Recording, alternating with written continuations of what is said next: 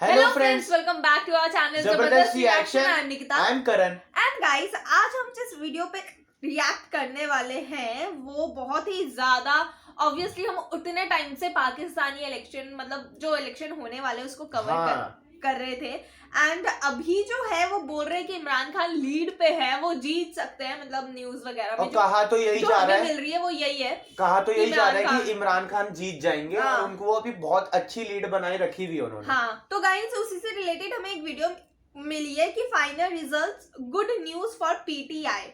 PTI जो है वो हैवी मार्जिन से जीत रही है और मैं यही देखना चाह रहा था कि ये होने क्या वाला है, क्योंकि इमरान खान तो अभी रैलीज वगैरह भी नहीं कर पा रहे थे, बट मतलब देख रहे हो सोशल मीडिया में कितनी पावर है कि उन्होंने आप सोचो उन्होंने सोशल मीडिया के थ्रू अपना कैंपेन और किया सच में कि भाई सोशल मीडिया से ही उन्हें इतना अच्छा मतलब प्रमोशन मिला है एक टाइप का कि उनको इतने लोगों तक उनकी रीच बढ़ी है, लोग उन्हें इतना जानते हैं। रीच तो छोड़ो, वो जीतने के कगार पे कि वो जीत सकते हैं। तो आप खुद सोचो सोशल मीडिया में कितनी पावर होती है, उनकी फैन फॉलोइंग कितनी है कि जेल में होने के बावजूद वो इलेक्शंस में उनकी पार्टी के जो लोग हैं वो सारे जीत रहे हैं। और अब वो पता है क्या कह रहे हैं कि अब वो बाहर निकल के उन्हें भी बाहर निकालेंगे, उन्हें छुड़ाएंगे तो वो तो होना ही चाहिए ऑब्वियसली गाइस। बट देखते हैं अभी वीडियो कैसी होती है, कौन कौन उनकी पार्टी से जीता ही हमें इस वीडियो में पता चलेगा। एंड सॉरी मुझे हिचकी आ रही है उस वजह से थोड़ा हो रहा है, बट अब बिना किसी देरी के हम वीडियो को स्टार्ट करते हैं। अगर आपको वीडियो पसंद आए तो लाइक शेयर कमेंट जरूर करना, चैनल को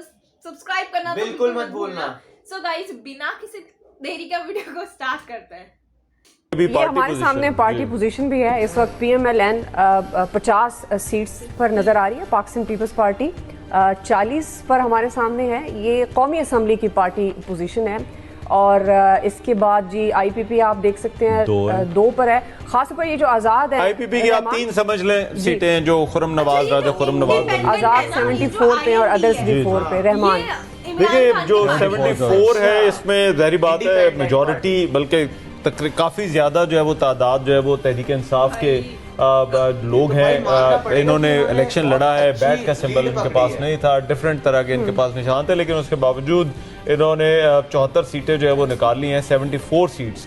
अब इसमें से देखना ये होगा कि पार्टी के साथ जो है वो कितने लोग जो है वो खड़े रहते हैं और ये इम्पोर्टेंट सवाल होगा। लेकिन अगर आप मतलब टेक्निकली कहें तो इस वक्त PMLN जो ये कहती है कि हम सिंगल लार्जेस्ट पार्टी है, तो टेक्निकली तो नतायज में अभी आप कह सकते हैं, अगर आप लिस्ट देखें ऑन पेपर तो PMLN की जो सीट्स है लेकिन अभी 171 है, अभी तो पार्टी शुरू हुई है। देखिए ये 171 क्लोज हो रहा है इंडिपेंडेंट का जी। और अगर ये कहीं बराबर आ जाता है, देखिए मैंने पहले एक पहले बात की थी कि नून लीग की जो सीट्स हैं आपको उसमें MKM की सीट्स भी गिननी पड़ेंगी, आप उसके अंदर जो है वो IPP की सीट्स भी उसी के अंदर जो है वो आप गिनेंगे, फिर कुछ जो आज़ाद जो इंडिपेंडेंटली आज़ाद हैं, जो तहरीक इंसाफ के हिमायत वाकई आज़ाद है ठीक है, जिनको आज़ादी जिनकी अपनी आज़ादी है, मजबूरी में आज़ाद नहीं वो हुए, तो वो जो है वो भी नून लीग के जो है वो सीट्स आप उनको कह सकते हैं वो राब्ते शाब्ते जो है वो शुरू हो सकती है। तो मेरा ख्याल है नून लीग का जो एज एन अलायंस लड़ने का था तो वो आपको एक डिफरेंट नंबर जो है वो देगा हुकूमत साजी का। जैसे अभी 50 नून लीग, क्योंकि वो तो सादा अक्सरियत की बात करें, लेकिन अभी 171 ये नशिस्तें हैं जिनका ये नतीजा है। तो वो जो एक प्रेडिक्शन हो रही थी 80+ कोई कह रहा था, क्लेम ये है कि 100 क्रॉस करके शायद 112 सीटें उनका अपना तखमीना ये है। और लेकिन ये जो ट्रेंड है, क्योंकि अब बहुत ज़्यादा मेरा नहीं ख्याल के सीट्स बची हैं, 171 सीट्स का ये है, तो 80 तक जाके ना मेरा ख्याल है 30 से 1 सीटें और इनके साथ ऐड हो जाएंगी। और पाकिस्तान पीपल्स पार्टी अगर 50 तक चली जाती है, क्योंकि उनके मैक्सिमम पाकिस्तान पीपल्स पार्टी के हल्के जो वो क्लियर कवर हो चुके हैं इसमें, तो फिर एक इत्तेहाद जो है 80 ये और उसके बाद ये 50 ये ले लें और उसे 130 लोग हो जाएंगे और उसके बाद फिर जो मखसूस सीटें हैं वो शामिल करके फिर ये गवर्नमेंट बनाने की पोजीशन में हो जाएंगे। अब आसिफ अली जरदारी साहब का एक कमाल होगा कि वो जो आज़ाद उम्मीदवार है कितने खींच सकते हैं और वो खींच लेंगे बहुत ज़्यादा, उनमें ये सलाहियत है। उनके ये सलाहियत। ये अभी बात कर रहे थे रहमान जावेद साहब मुजम्मिल, हम ख्वाजा आसिफ की सीट की, ये NA 71 सियालकोट तो जीत गए हैं। दाद देनी चाहिए ख्वाजा साहब के अगेंस्ट जो रेहाना साहिबा ने इलेक्शन लड़ा है, क्योंकि एक्स डिफेंस मिनिस्टर हों, एक्स फॉरेन मिनिस्टर हों, एक पार्टी का बड़ा सेंट्रल मेंबर हो एक आदमी, और काबीना का कंसिस्टेंटली हिस्सा रहा over the period of 2 decades। और 2 नस्लों से सियासत लेकिन कर रहे मगर मैं इसमें मुजम्मिल एक चीज आप देखिए, ये फैक्टर आपके अगेंस्ट भी जा सकता है और ख्वाजा आसिफ के हल्के में ये फैक्टर किसी हद थोड़ा तक। सा है कि 93 से एक ही पार्टी है, एक ही कैंडिडेट है, वो मुसलसल जो है वो जीती जा रहा है, तो ये कई दफा आपके अगेंस्ट भी चला जाता है इनके फ्रेश फेस को जो लोग वोट 18 करते हैं। में 18 का जो इलेक्शन था ना, उसमें इसी उस्मान डार तभी तो बहुत नजदीक आ गए थे। 13 के इलेक्शन में इनका डिफरेंस ज्यादा था, लेकिन 18 के इलेक्शन में तो उस्मान डार तकरीबन जो है वो ख्वाजा आसिफ के साथ जो है वो पहुंच गए थे। इसीलिए ये कहा जा रहा है ना कि एक पाबंदी होनी चाहिए कि एक शख्स कितनी बार इलेक्शन लड़ सकता है, क्योंकि तमाम पार्टीज के अंदर बहुत सारे ऐसे लोग हैं कि जो अपने हलकों में नहीं जाते। उनको पता है कि जब भी इलेक्शन होगा पार्टी हमें टिकट भी दे देगी और हम जीत भी जाएंगे और उसके बाद हम मिनिस्टर भी बन जाएंगे।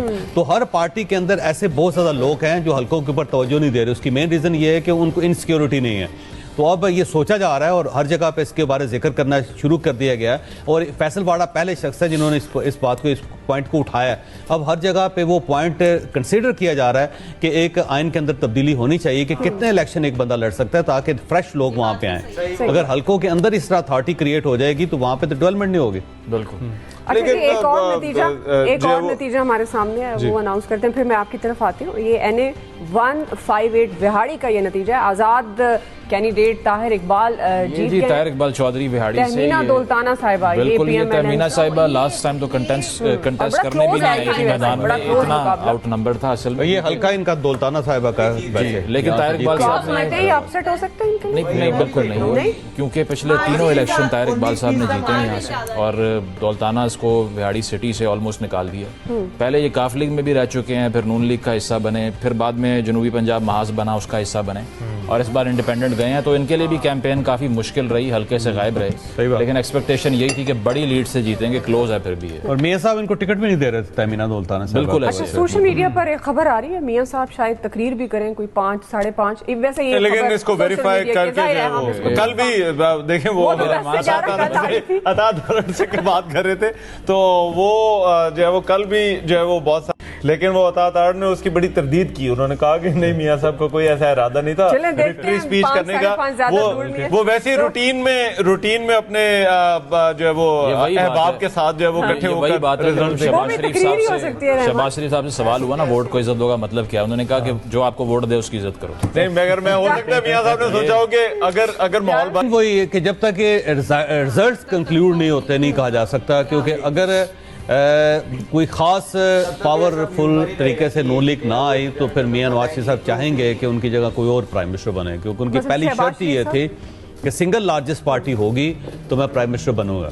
और अगर वो नहीं होते तो फिर उनके पास 2 ऑप्शंस है, एक मियां शहबाज शरीफ हैं जो विलिंग है इसके लिए, दूसरा ये है कि वो अपनी पार्टी में से किसी और को, जैसे शायद काकाना बासी साहब थे, उनमें से उस टाइप का कोई और आदमी आगे ले आए, जिसमें एहसन इकबाल साहब का नाम भी पार्टी के अंदर गर्दिश कर रहा है कि अगर मियां नवाज शरीफ साहब उसमें से ले आते हैं तो फिर मेरा ख्याल है कोई एक फेस सेविंग हो जाएगी। लेकिन अगर दोबारा शहबाज साहब को लेके आते हैं तो बड़ा टफ हो जाएगा, क्योंकि अगर वो परफॉर्म नहीं कर पाते तो फिर पार्टी मेरा नहीं ख्याल कि अगली बार इलेक्शन लड़ने के काबिल भी रहेगी। PMLN में बड़े कैंडिडेट हैं, जिस तरह से आपको याद होगा ख्वाजा आसिफ ने भी बात की थी कि उनको भी पेशकश हुई थी, और एहसन इकबाल भी हैं, कुछ और भी बड़े नाम हैं जो प्राइम मिनिस्टर के कैंडिडेट के तौर पर अगर वो समझते हैं शायद खाकान अब्बासी को मौका मिल सकता है तो ये राइट जो है वो किसी और के पास भी अपॉर्चुनिटी जो है वो आ सकती है, फिर भी नाराज। लेकिन मेरा अपना ख्याल है कि शहबाज शरीफ शायद ज्यादा सूटेबल हो, लेकिन असल जो फैसला है वो अब PMLN को करना है। जो ट्रेंड्स आ रहे हैं पंजाबी साहब ने भी करना है फैसला, अगर उनके पास ज्यादा आजाद आ गए तो शायद प्राइम मिनिस्टर पाकिस्तान पीपल्स पार्टी का बन जाए। लेकिन मैं एक आपको चीज, लग रहा है ज्यादा आजाद पीपल्स पार्टी की तरफ मेरा जाएंगे? ख्याल है ऐसी सिचुएशन नहीं होगी। जो लार्जेस्ट पार्टी का अगर आप कहें कि वो ऑपोजिशन में बैठे तो ये बड़ा अनहोनी होगी पॉलिटिक्स के अंदर, पार्लियामेंट्री पॉलिटिक्स में। लेकिन मैं जो दूसरी बात कह रहा था कि जो CM-शिप है पंजाब की, I think that is a question जिसपे वो कोई तकरीर मियां साहब की जो है मेरा ख्याल है वज़ीर आज़म से ज्यादा आई विल बी इंटरेस्टेड कि CM का जो है वो किसको नॉमिनेट तो करते ये हैं। मरियम नवाज साहिबा का भी नाम है इन हलकों में, जी, सुनने CM को वो भी है, और प्राइम मिनिस्टर के अलीम तौर पर खान भी साहब, है। अलीम खान नवाज। जी, क्योंकि अलीम खान साहब की ये अनफुलफिल्ड विश है, आपको तो याद होगा कि वो रह क्या गए। कह सकते हैं। वैसे एन से उस्मान बुज़दार, एन से अलीम, नाम एन का ये एन वाला जो स्टोरी है ये तो चॉइस साहब बेहतर बता सकते हैं इसके पीछे क्या राज है। वो कहते हैं लेकिन मसला ये है कि जो उस्मान बुज़दार साहब थे, एक तो इमरान खान साहब उनको नहीं जानते थे, इवन जहांगीर तरीन साहब उनको नहीं जानते थे, बल्कि जब ये पार्टी में शामिल हुए तो उस वक्त जब ये एक फंक्शन हुआ था जिसमें जहांगीर तरीन साहब के साथ सबकी तस्वीरें हुई थी, तो उसमें उस्मान साहब जो थे पीछे खड़े हुए थे, बुज़दार साहब, और कोई शख्स इनको नहीं जानता था। लेकिन ये कहा जाता है कि जो इनका तारुफ करवाया गया था वो एहसन जमील गुजर साहब ने करवाया था, वही बल्कि इनको लेके आए थे। जिस वक्त बनी गाला में इंटरव्यूज चल रहे थे तो उस वक्त कुछ लोगों को बुलवाया गया कि इनको चीफ मिनिस्टर बनाना चाहिए, तो उसमें उस्मान बुज़दार साहब को भी लाया गया।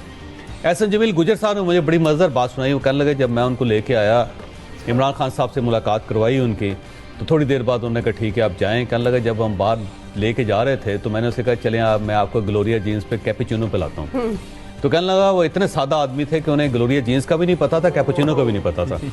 और बाद में मेरी एक बार उस्मान साहब से मुलाकात हुई, बुज़दार साहब से, तो कहने लगे मैं सही आपको बात बताता हूँ, मुझे लाहौर के सड़कें नहीं पता, मैं अगर दफ्तर से घर जाऊँ तो मैं घर नहीं पहुँच सकता। और ये बेसिकली सारा जो प्रोजेक्ट था एहसन जमील गुजर साहब का और बुशरा बेगम का था, और उन्हीं के कहने पे इनको चीफ मिनिस्टर बनाया गया था। इस्टेब्लिशमेंट बहुत ज़्यादा नाराज़ थी। जो पहला इमरान खान साहब और इस्टेब्लिशमेंट के दरमियान जो दरार पड़ी थी वो उस्मान बुज़दार साहब पे पड़ी थी। बहुत ज़्यादा जोर दिया गया कि ये आप गलती ना करें, लेकिन इमरान खान साहब वो डट गए। उन्होंने कहा कि नहीं ये बहुत परफॉर्म करेगा, बल्कि बड़ा मशहूर फिक्रा हुआ, उन्हें कहा वसीम अकरम प्लस है ये प्लस। और वसीम अकरम जो है वो मेरी एक मुलाकात हुई और उस मुलाकात में यही सवाल जो है वो उस्मान बुज़दार से खुद जो है वो मैंने पूछा। मैंने कहा अब आपकी इमरान खान से जो है वो पहली मुलाकात या आपका जो है वो कब हुई?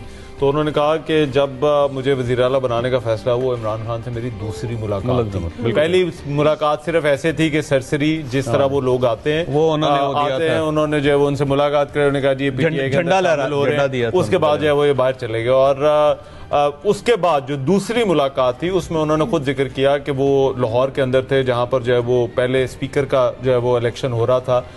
तो उन्होंने खुद कहा कि उन्होंने कहा रात को उनको जो है वो कॉल आई और उन्हें कहा गया कि आप जो है वो अभी इस्लामाबाद पहुंचे। तो वो कहने लगे कि मैं सुबह इस्लामाबाद पहुंचा और उन्होंने कहा भी कि अगर कोई बहुत ज़रूरी काम है तो मैं ठहर के आ जाता हूँ, लेकिन उन्होंने कहा कि नहीं आप अभी जो है इमीडिएटली जो है वो इस्लामाबाद है। सितारा चमक रहा था। तो वो उस्मान बुज़दार साहब ने कहा कि फिर मैं लाहौर आया और लाहौर आके जो है वो उन्होंने गाड़ी जो है वो बनी गाला की तरफ जो है वो रुख कर दिया। तो उस्मान बुज़दार साहब ने भी पूछा उनसे कि बनी गाला खैरियत से जो है वो हम बनी गाला जो है वो जा रहे हैं। तो जब वो बनी गाला पहुंचे तो ये उस्मान बुज़दार साहब के लिए भी सरप्राइज था। अच्छा, उनको वज़ीर आला बनाने से पहले अलीम खान साहब को बाकायदा नैब ने गिरफ्तार कर लिया था। उसकी वजह ये थी कि सबका ख्याल ये था कि अलीम खान को फटा कर सकते हैं, तो उनको गिरफ्तार कर लिया। फिर उनकी इन्वेस्टिगेशन चल रही थी। वहाँ पे मेजर शहजाद साहब थे, आपको याद होगा, जो यहाँ पे हेड थे। बल्कि अलीम खान साहब ने मुझे खुद बताया कि मैं उनके कमरे में बैठा हुआ था तो टिकट चल रहे थे कि उस्मान बुज़दार साहब को चीफ मिनिस्टर बना दिया गया, नामजद कर दिया गया। तो कहने लगा मैंने खुद मेजर शहजाद साहब से कहा कि अब तो वो बन गया, तब तो मेरी जान छोड़ दे, मुझे जाने दे। उन्होंने कहा अभी यकीन नहीं है, जब वो हलफ उठाएंगे फिर आपको। सो गाइस हमने पूरी वीडियो देख ली है। जैसा कि आपने वीडियो में देखा, हमें ऐसा फील हो रहा था कि मतलब जो भी मतलब जीत रहे ना उनका हमें बताया जाएगा, तो हमें वो ज्यादा पता नहीं चला, हमें बस यही पता। एंड गाइस मैं एक चीज से शॉक हूँ क्योंकि हमने कल ही एक वीडियो डाली थी जिसमें जो रेहाना डार है वो पीछे चल रही थी, बट हमें कमेंट्स आए थे कि वो मतलब मतलब बहुत ज्यादा वोटों से वो जीत गई है। बट ये वाले जो चैनल है इस पे था कि वो हार चुकी है, जो अपोजिशन थे वो जीत गए। वो जो ख्वाजा, जबकि ये सुबह की वीडियो में हमारे कमेंट आ रहे थे कि भाई वो जीत चुके हैं, वो कल तक हमें यही पीटीआई वॉन भाई। और मैं देख के भाई खुश हुआ कि हाँ जिसका हमने वीडियो बनाई है तो भाई वो जीत चुके हैं। और हमने प्रिडिक्शन भी करी थी कि वो आखिरी तक शायद जीत जाएंगी। बट मेरे को समझ नहीं आ रहा। तो गाइस ये क्या है, क्योंकि आप लोग बोल रहे हो कि वो जीत गई हैं, ये वाले चैनल में हमें ये दिखा रहे हैं कि वो हार गई हैं। मतलब प्रॉपर डिक्लेयर करे कि वो हार गई है। तो गाइस प्लीज आप हमें बताओ सच क्या है, वो जीती है या हारी है? एंड अगर वो जीती है तो ये वाले चैनल, ये तो क्योंकि न्यूज़ चैनल है, ऐसे तो हमें पता ही नहीं चल पाएगा कि जीत कौन रहा है और हार कौन रहा है रियल में। और ये एक ह्यूमर बन जाएगा हमारे लिए भी कि ये जीता कौन है एट द एंड।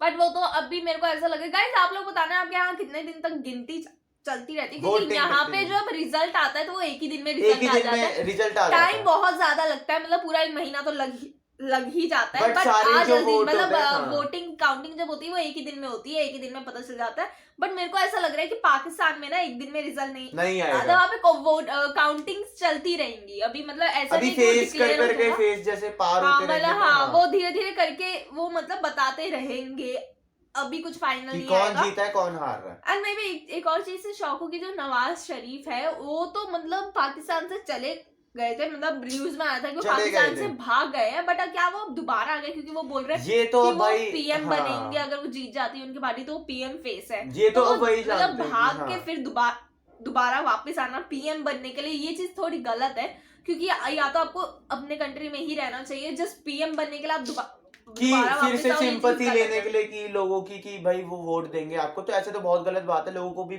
पता है कि आप भाई जा रहे हो और आ रहे हो, है ना। बट गाइज आप लोग बताना, हमें भी पूरा नहीं पता, हो सकता है वो इनोसेंट उन्होंने कुछ किया ना हो इसीलिए, बट हो गाइज वो तो सकता है। आप ही लोग बता सकते हो। एंड प्लीज अगर ऐसी कोई और भी वीडियो हमें सजेस्ट करना, क्योंकि हमें वीडियो मिल नहीं रही है, बिल्कुल हम ट्राई कर रहे हैं ढूंढने का, बट हमें नहीं मिल रही है वीडियो ऐसी, तो प्लीज आप हमें जरूर सजेस्ट करना है। अगर आपको ये वीडियो पसंद आई हो तो लाइक शेयर कमेंट जरूर करना, चैनल को सब्सक्राइब करना। बिल्कुल मत भूलना। सो गाइज मिलेंगे अपनी नेक्स्ट वीडियो में, तब के लिए बाय।